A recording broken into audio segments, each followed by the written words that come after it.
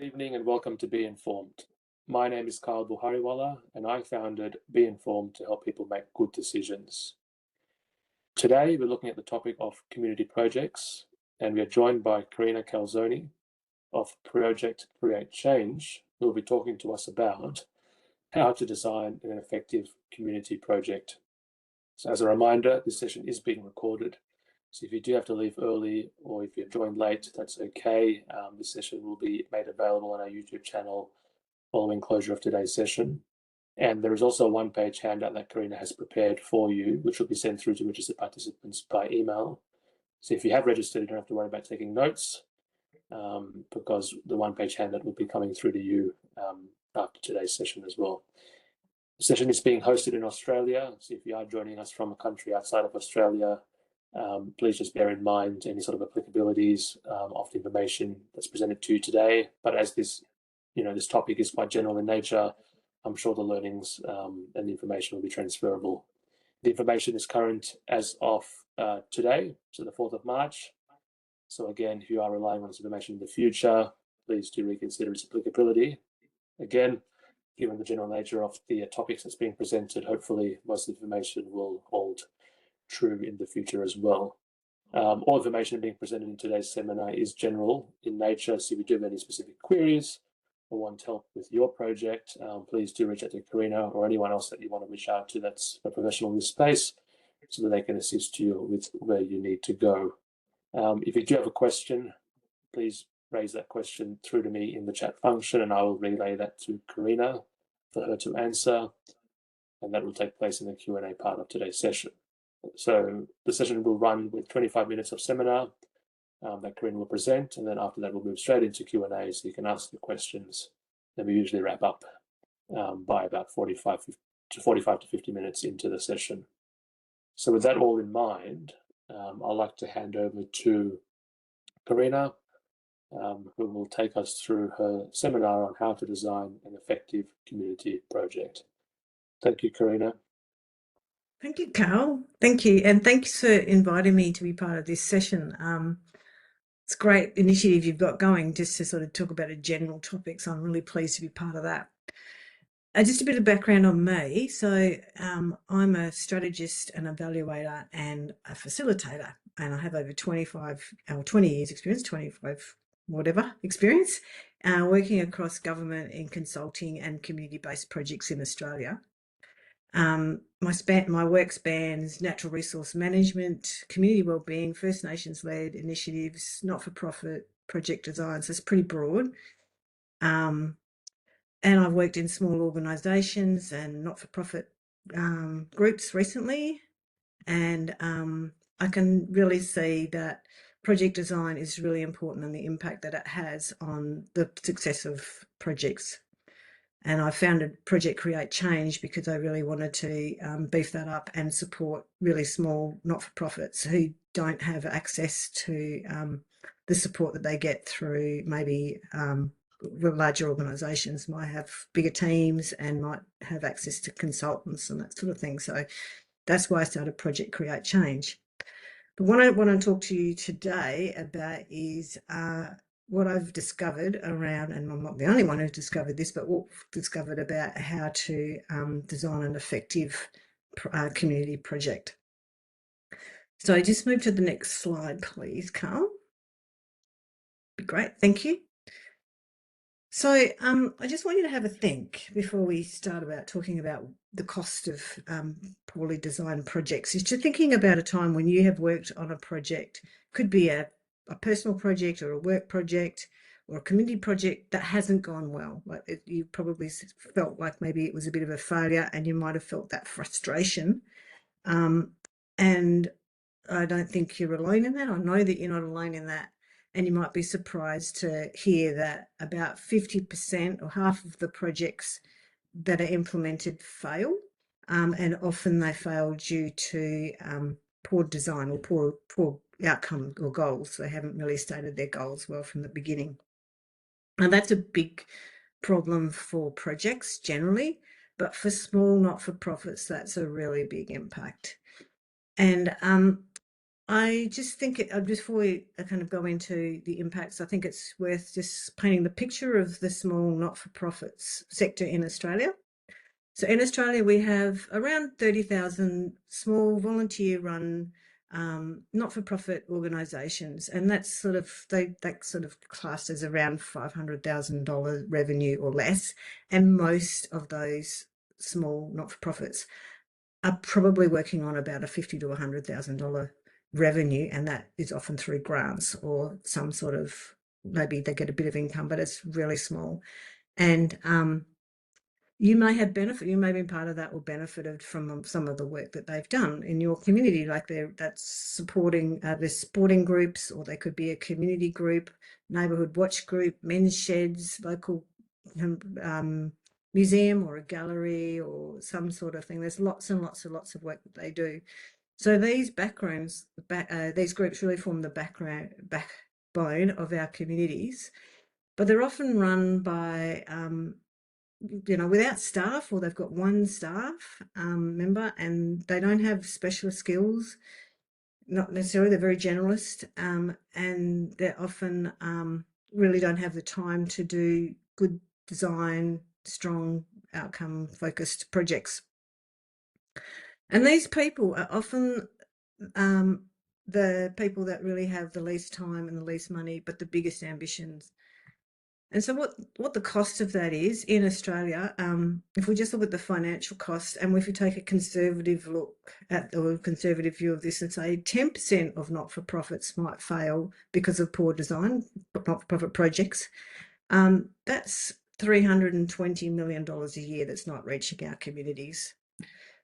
And most importantly, the non-financial impacts are that there's less time given to meaningful work, because we're not really thinking about what we need to do because we haven't designed well. It can lead to staff and volunteer burnout, and it can also lead to a loss of trust from funders and the community. So it's a really big impact, and it really shows that it's not the ideas or the motivation that's the problem. It's the problem that is with the design of the program.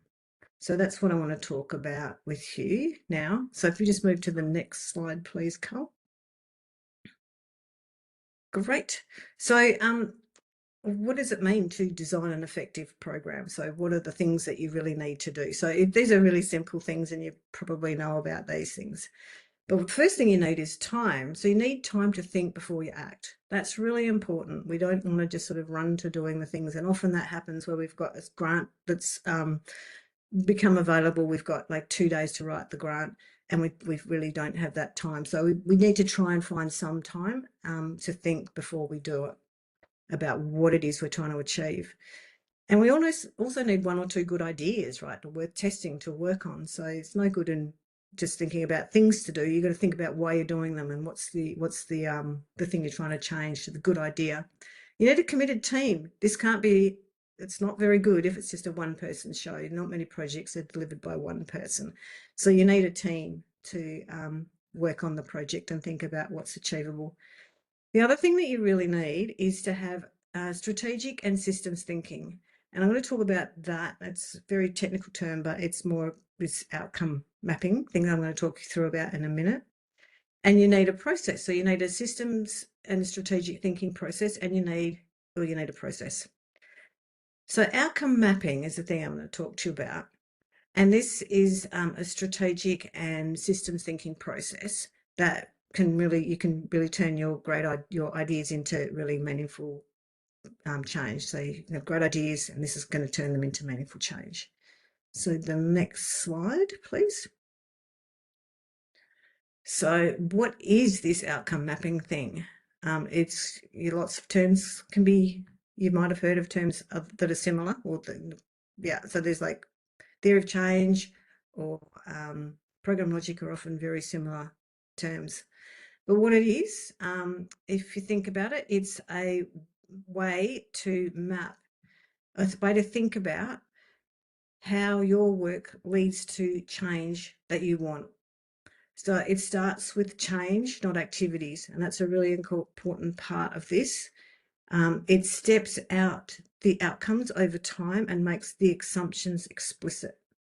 It links your activities directly to the outcomes and identifies where learning is needed. So that's generally a thing about outcome mapping. It's about how your project will lead to change. I like to think about it also is it fills the gap between the organisational vision and the day-to-day work. So sort of like linking the strategic, the operational becomes quite concrete, but also aspirational. And outcome mapping is great for teams as a way of articulating the logic behind the work that they do. So it talks about what problems they're trying to achieve, what change they're trying to aim for, and how their activities are actually going to or realistically lead to that change and make that happen. It's also when you've got a really good outcome map or a description of what you're trying to achieve, it strengthens the project credibility with your stakeholders, funders, and partners. Now, outcome mapping is not a funding compliance exercise. So sometimes grants might ask you for a theory of change, program logic, outcome map, some sort of thing like that. And if you do it on your own and just as a compliance exercise to meet the grant guidelines, you're not going to put that strategic thinking, and it's not really the thinking tool. It's so it's not a compliance exercise, and I wouldn't recommend that you do it on your own. It's not a linear project plan. So it's not like a Gantt chart, and it doesn't have a, you're not like working out when you're going to do your activities. You're not thinking about, how your money is going to be spent and those sorts of things. So it doesn't sort of go into that project planning, which is important, but it's not that part. It's often done before you might do the project plan. It helps you to think about what you're trying to achieve. And it's not a guarantee of success. It might help you to think about how to measure success, but it doesn't necessarily mean that your project's going to be successful. So to the next slide. So now I just want to talk you through the steps. I'll show you a little bit about what it looks like in a moment, but I think first it's just worth talking about the steps of how you build outcome map, or how you do the outcome mapping. So the first thing you would do is you'd clarify the purpose. So you think about, what is it that the project is trying to achieve? Like, why does it exist and what problem is it trying to address? So there's a big problem in the world. What is it that our project is going to do to address that problem? Then you define the long-term outcomes. So envision what success would look like for your project that's specific to your project. And then you map the preconditions and the outcomes, or the outcomes, preconditions, same sort of thing. You identify the short and long-term changes that need to happen to reach your goal. And then you connect the causal pathways. So it's a very technical term, but basically, or academic term, you're just basically linking the various outcomes. So you're trying to put them into some sort of pathway so that one thing happens, the next thing happens, and the next thing happens. You have your short-term outcomes, medium-term outcomes, long-term outcomes, goals. So you're putting it in that kind of linear way. And then once you've done that, then you identify the activity. So you determine what actions have to happen, what needs to be done to lead to the desired change.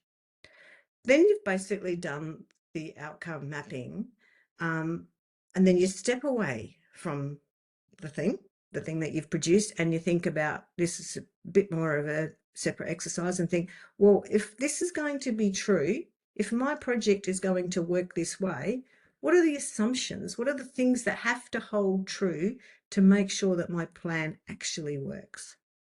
So those are the key assumptions, and they're really important, because if something doesn't hold true, then you need to rethink your project design. It's better to think that through up front than it is to be tipped up when you start to implement and realise where you didn't actually think about, well, what could happen that might mean that you don't achieve your outcomes.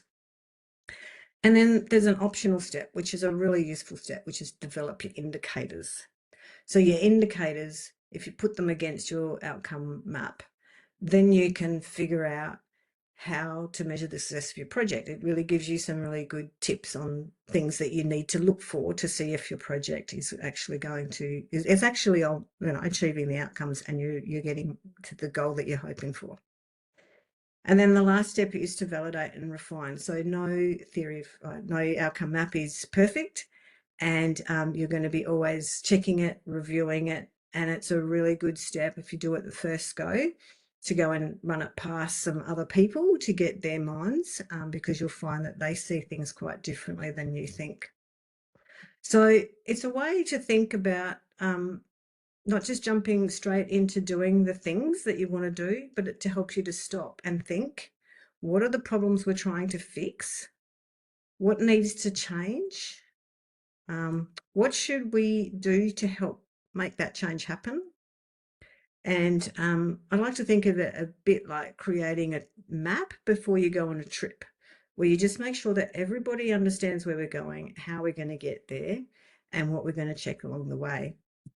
And it's also a really important point to make that it's iterative. So you don't just set it and then forget it. It's something that you're going to go back to multiple times. And you're also, while you're building it, you probably go to one step, then the next step you might think about your purpose, and then go to your activities, and then go read and think about your purpose or your goals. So it's iterative, and that's great, and it's normal, and it's helpful. It's also useful to think about this as a bit like a theory of how you think that the project will work.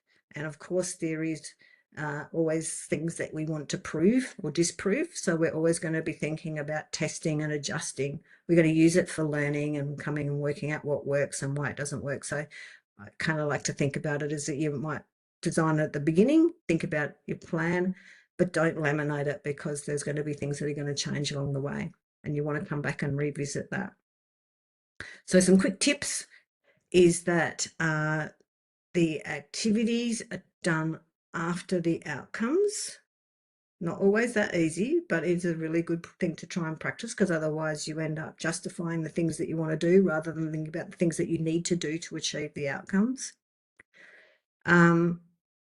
Think about the clear links, having clear links between the actions and the change. So you need to really make sure that there are links. That's why you want to do the activities later, because sometimes you might be trying to put the links in there that don't really fit.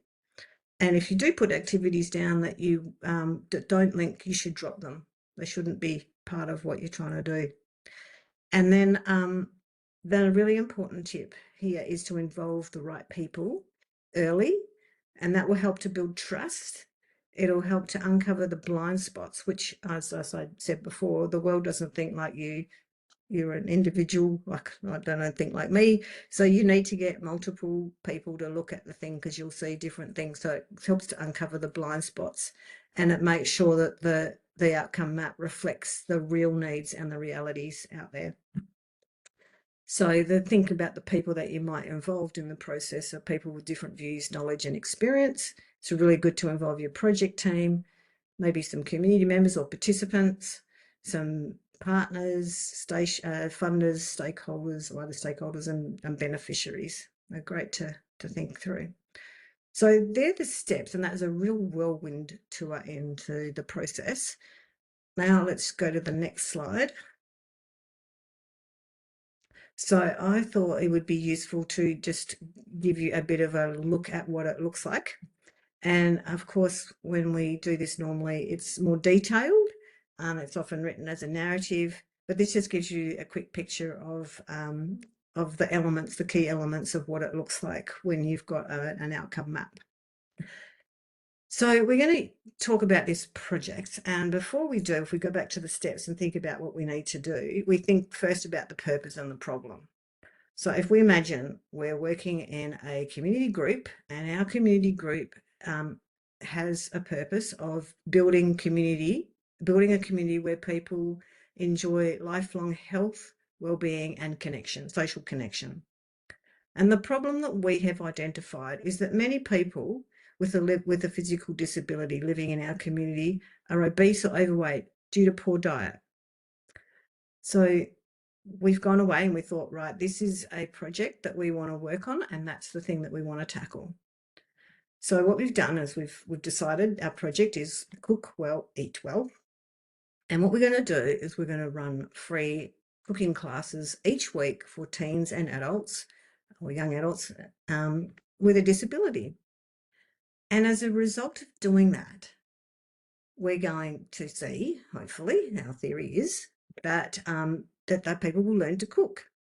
And so they learn a few skills and they can know how to cook better now, more healthy options. And then that will lead to an increased knowledge and confidence in healthy eating and cooking. And then we assume that as a result of that, having the confidence and the knowledge, that they will start to eat better and feel healthier. So as you see, that's very simple. And in most cases, it would be much more complex than that. And it probably have multiple pathways, but you'd see, and more activities, but that is, you can see that that's one pathway. And what you can see from this is that it's like setting up your project like a set of dominoes, where you do one thing and then the next domino falls and the next domino falls and the next domino falls. So you do an activity and the change happens and that change happens and that change happens. So it's like a series of steps or dominoes that you're setting up. Now, I'd just like to go back to the previous slide just to show where we're up to in the process. The outcome mapping, that's right. Great. So we have just been through, I'm just showing you what it looks like when you've clarified your purpose, you've thought about your long-term goals, you've mapped out your outcomes, your preconditions, and you've, can show your causal pathways. That was a causal pathway or a mapped pathway that we just talked through. And we've identified our activities. So the next step is about surfacing the assumptions. So if we go and surfacing the assumptions and developing the indicators. So we'll just really quickly talk about that. So if we go back to the next slide, that's the one. Okay, so if we would think about the assumptions of this project, so we've got this set up.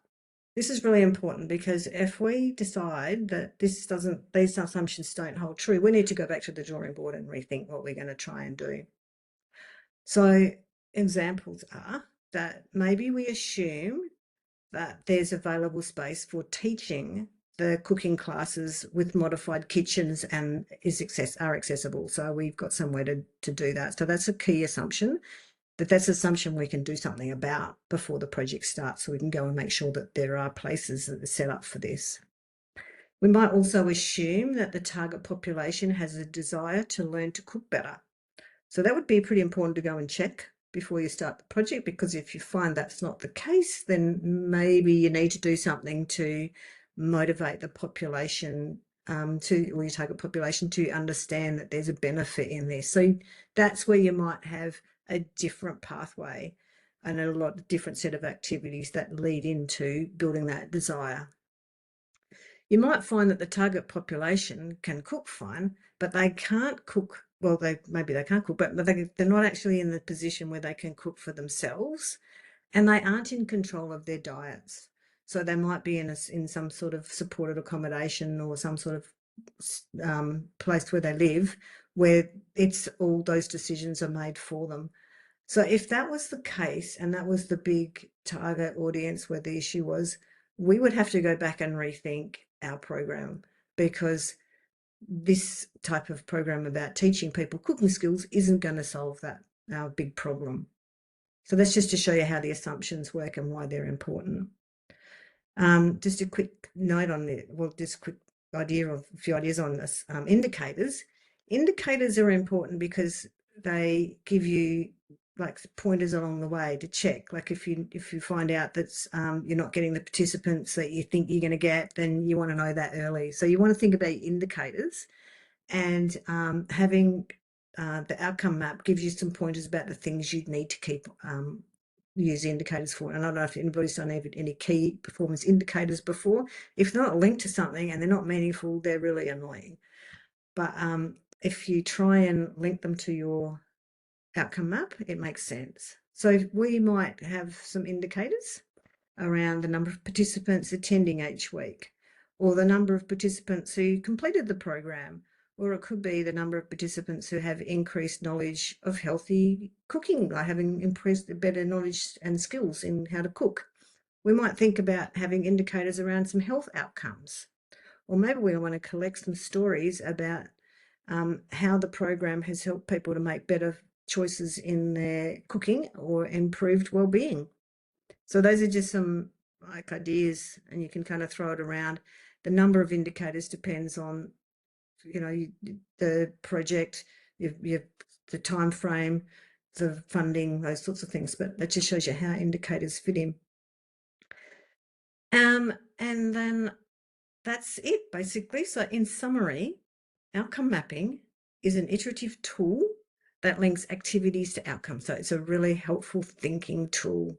It's not, it doesn't leave you with something that's 100% correct.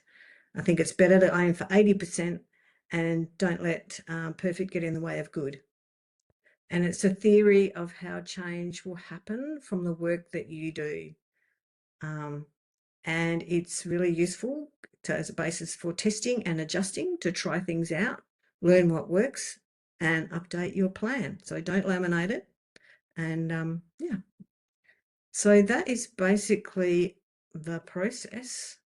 Now we might just, do you want to go to the last slide? Talk about, well, I'll leave it up to you. But Yeah. that's basically the content.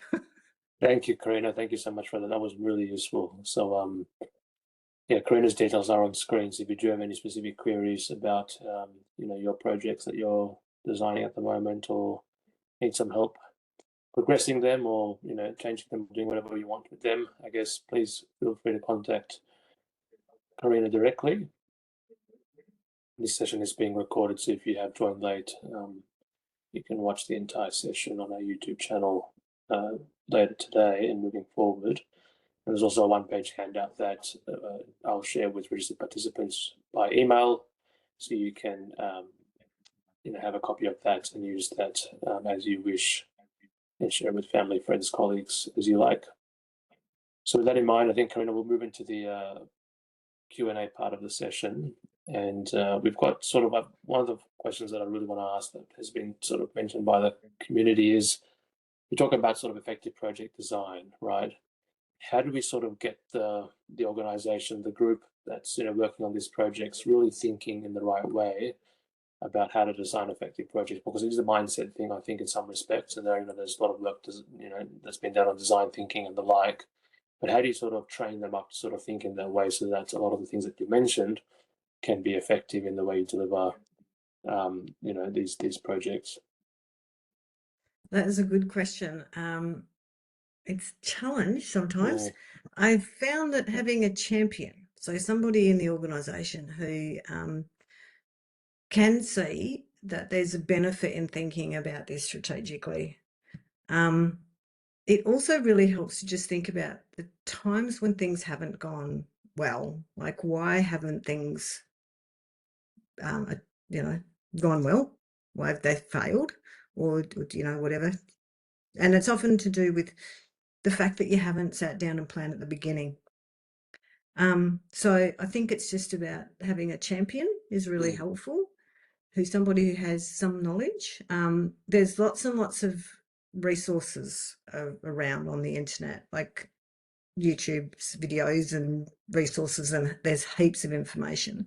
So if you're just slightly interested and you need to try and convince your organisation this is a good idea, one is to just do a bit of research. There's training available, and I'm always happy to talk to people who want to get some tips on how to promote this.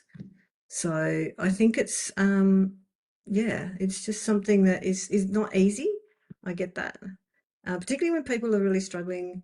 Well, not struggling, but people have got short time frames, and that's actually one thing that I've been working on is with Project Create Change, is how to make this a way that's accessible and easy and fast.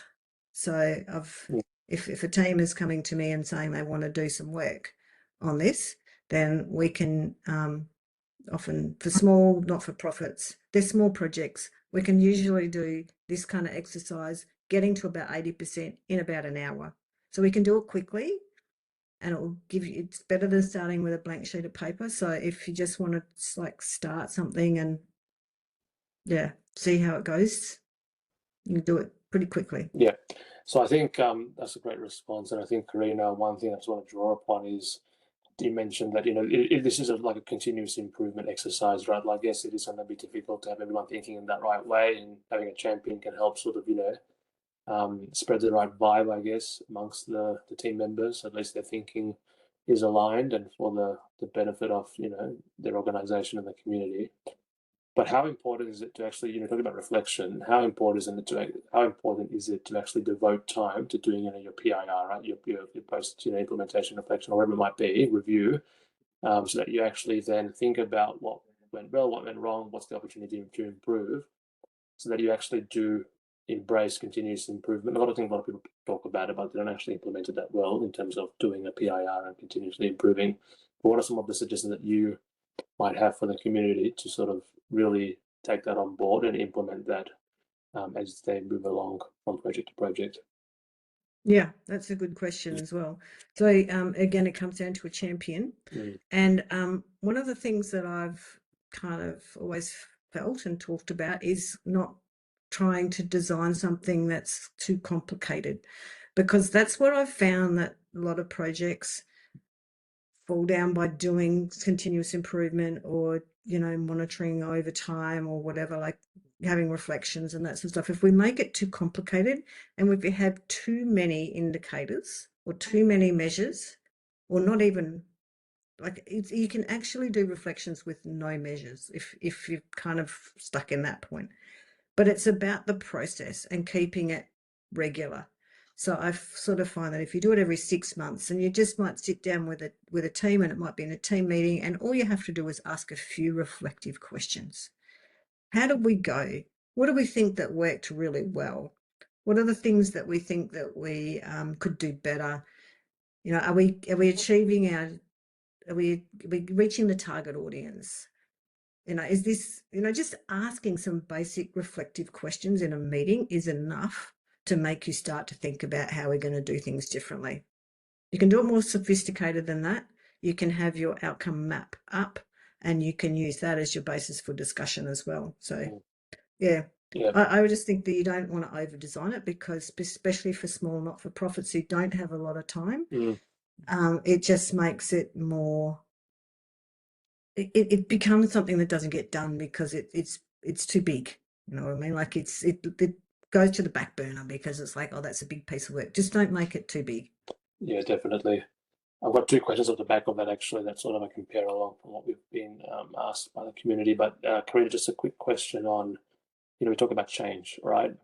In actual fact, a lot of the times when projects get spawned, or as they progress through design phase, they actually undergo changes. The scope might change, or they might actually reevaluate whether this project is suitable or not, or expand the scope, narrow the scope, all that sort of stuff, right? As you're definitely aware of. How can people sort of manage that in a more seamless way, so that they don't see little changes occurring as being either off-putting or suggestive of the fact that certain ideas are not worthwhile pursuing? Like, how do you sort of effectively manage little, it's like a little, like a stream of water sort of navigating the course? Yeah. How do you sort of navigate that effectively, so that everyone's still on board and everyone's still passionate about it? Because inevitably it's a part of organizational improvement, where you're going to see little changes happening now and then, but we want to be passionate about what we're trying to achieve. Yeah, it's another good question. It is, as I was saying, that you don't want to, like, you're aiming for 80% of your outcome map. Like it's going to kind of go like this. You might iterate it and get it clearer and clearer, but it's just not being wedded to it.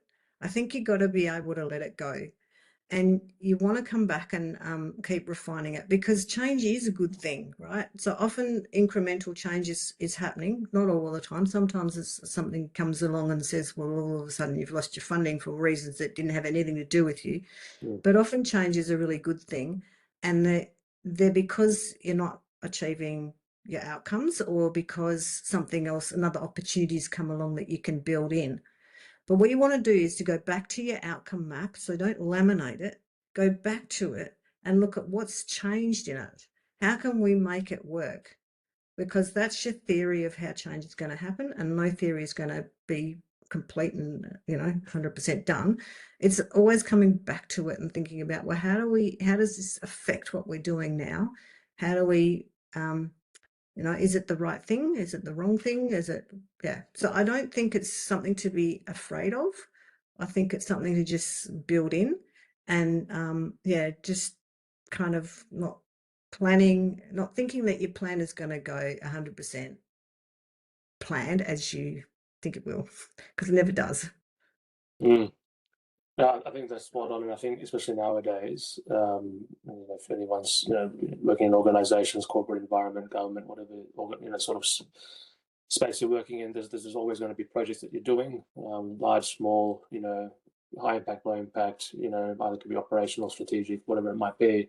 There's always going to be little changes that you will need to accommodate because we're people at the end of the day. It's not just one person running these organizations, so you have to hear views from other people, and there's different pressures coming down, and budgets, as you say, and strategic sort of missions and all that sort of thing. So I think having a team that's able to adapt, and I don't like using the word pivot, but I think really just being open to embracing that.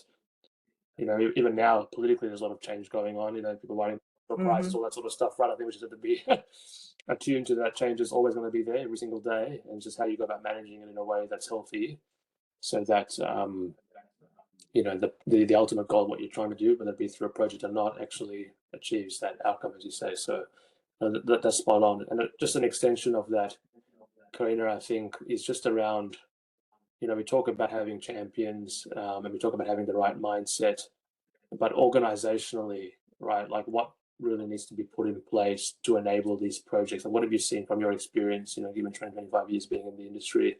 So what sort of organizationally needs to occur to enable, the right resourcing to be there, the right sort of supports to be made available? Of course, budget is always something that's, not everyone can control. That's dependent on a lot of things, especially in NFP sectors and government sectors, right? It's all dependent on funding and what you get, from other sort of sources. But what controls organizationally do you think really need to be put in place to ensure that even if the team has the right mindset and the right, passion, that these projects will actually work and be implemented appropriately?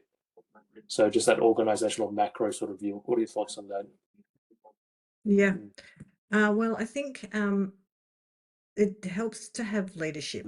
So if you've got somebody who in leadership who understands this, the benefit of good design and good implementation and reflection and learning along the way, then that's a long way of going. That's like solves a lot of problems. That's not always the case. It also helps, like I was saying, to have a champion, but it's very isolating to have a champion. Just be the only champion in your organisation. So there might be a network. You can find networks of people in similar roles who you can kind of like get a bit of support from. So that's something kind of, if you don't have that leadership role, leadership support. Sometimes the leadership doesn't understand, so it's about bringing them along the journey. So if a champion can educate. The other thing that really helps, as well as leadership, is having some structure. So having some expectations in your organisations, or some templates, or maybe not templates, but some expectations and some process that is normalised.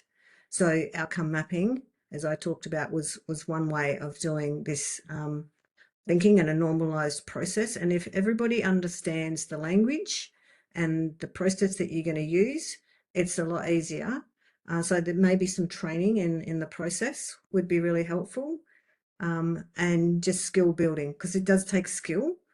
And then using the right, bringing the people in who've got skills when you need them is also helpful. But if you know when to bring them in and how to bring them in, you're going to get the best out of them. Because having this like a deep level of skills in everything is really hard. But sometimes just knowing that there's support out there, that there's some skilled people, bringing them in when you need to. So I suppose there's some things off the top of my head. Yeah. Well, thank you, Carina. A question that we've got, quite an interesting one actually. I think is quite relevant nowadays, and a lot of organisations are pairing up with other organisations to do joint projects, or like a project that's done by multiple, I guess, separate entities. What are some of the sort of thoughts that you have around how to manage that effectively? I know it's probably not directly on point, but I think it is relevant, because I think when you start having Absolutely. multiple organisations in the room, who has to say, what's the governance out of all that, how does the communication forums work? So in your experience, Carina, what sort of thoughts do you have to make that process work effectively when you've got joint participation? Yeah, I think well, one of the ways I've seen it work is where the organisations come together, they have a shared vision for the change, like talk about purpose, like they have a shared purpose. They might come together, they have different sectors that they're working with or whatever, like they do different things, and then doing this process jointly. But you do it without coming up with your specific activity. So you do it at a really high level. I don't want to talk too jargony, but it could be before you get to your activities, mapping out all the outcomes and then thinking about, well, from if this is what we're trying to achieve together, what makes sense for our organisation to do and what makes sense for your organisation to do. And then start to group some of those things out, and then you can go down to activity level. So it's kind of going through this process jointly and then having that, because what you want to do is have a shared understanding of what everybody's doing in this space. Yeah. And then thinking about, well, how do we do it together? And then I think governance is really important as well. So you think about, well, how are we going to come together and make sure that what we're doing is going the way we think it would do, and is it informing what you're doing and that sort of thing. So making sure that there's good meetings together.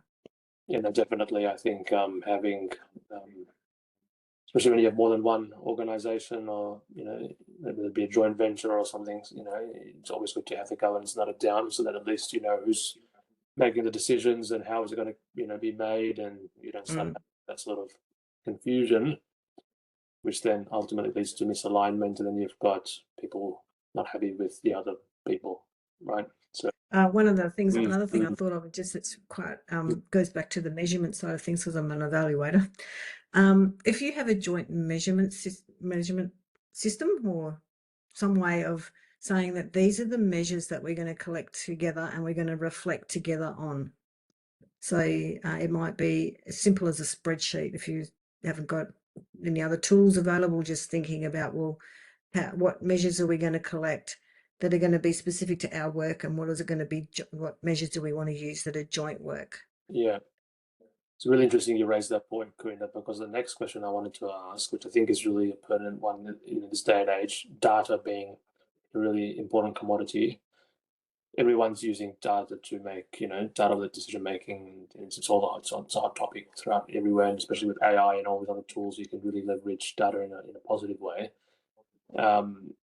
In your experience with helping organizations sort of design effective projects, how important is it to really make sure that they really rely on a reliable data set that's accurate, complete, so that they can then, help shape these projects to a degree that's, going to be really beneficial for the community? What are your Yeah. thoughts on that? This is the how long's a piece of string question, I think. It depends on your budget, the size of your team, the length of the project. Is it a unique thing that you're testing out? Is it something that is a bit more of a tested approach? So that's generally some things that you'd think through. But as I said before, I always come from the school of thought that keep it simple. Like, just do it, but don't do it. Don't design it so that it just becomes unwieldy and too hard. So it's fit for purpose, and it's the scale that's manageable. So I would probably recommend that you would pick fewer things to measure, but measure them well, and then add to the measurements or the things that you try and collect evidence on. So you'd add to them as you get more sophisticated and as you learn more, because the key point to projects succeeding, as well as having a good design, it's making sure that you're learning along the way and making iterations. And so you just don't want to kind of set yourself up to make that too hard. Beautiful. Well, that's sort of, there are some other questions, but they've sort of already been answered, and I just want to duplicate the responses. But Karina, that's sort of coming to the end of, I guess, the Q&A part. Is there any other bits that you want to add, Karina, before we sort of close the session? Yeah, I just wanted to talk a little bit about Project Create Change. Sure. So that's a new business that I've just started. And what we do is we combine the human facilitation, the power of human facilitation with AI support, and a really supportive and collaborative process to go through this approach. And it's working really well. And we can help people with small organisations for an introductory price of $200 for an hour. But what I've found is that usually an hour is all people need to get them started, and a pretty good plan at the end of an hour. So I'd really like to just extend that out to people. And if you're interested to get in contact with me, I'd be more than happy to have a chat about that. If you want more tailored solutions, it's $1,000 a day. It's what we charge. But I have found that people have just said in just 1 hour, it's just set them off. Like, it's just getting that first, starting off with a blank sheet of paper is really hard. It's helping people with a structure. And yeah, so just putting that out there. More than happy to help and happy to have conversations with people after this if they're interested to know a bit more. Beautiful, beautiful. Thank you. And I think having that structure is really important. I think we do live structured lives usually, but I think when you just have that blank slate and you don't know how to start, having that initial help, I think, is really valuable. So thank you, Karina. I'll just share her details again on screen. So Karina of Project Create Change, if you want to ask her any questions or sort of avail of her services, please do contact her directly. So that's Yeah, and thank you so much, Carl, for the invitation. I've really enjoyed the experience of being on your YouTube channel. So it's, yeah. I appreciate it. Thank you, Karina. And again, we really appreciate presenters coming on board, sharing their experience for the community. It's definitely valuable, so that people in need can benefit from that. If you have found this session helpful or useful, please do connect with us on social media channels and subscribe to us on YouTube. We definitely appreciate you taking the time to watch this seminar and learn something from it. As a reminder, this session is being recorded, so if you have joined late, you can watch the entire session on our YouTube channel later today moving forward. And also there's a one-page handout, which I'll email through to those that have registered by Eventbrite, so at least you have the document handy with you, and you can share it with your colleagues, family, friends, whoever you wish. So that brings us to the formal end of the session. Once again, thank you, Karina, for your time, and for those who joined us today. And hopefully you can join us again in the future. Bye for now. Bye.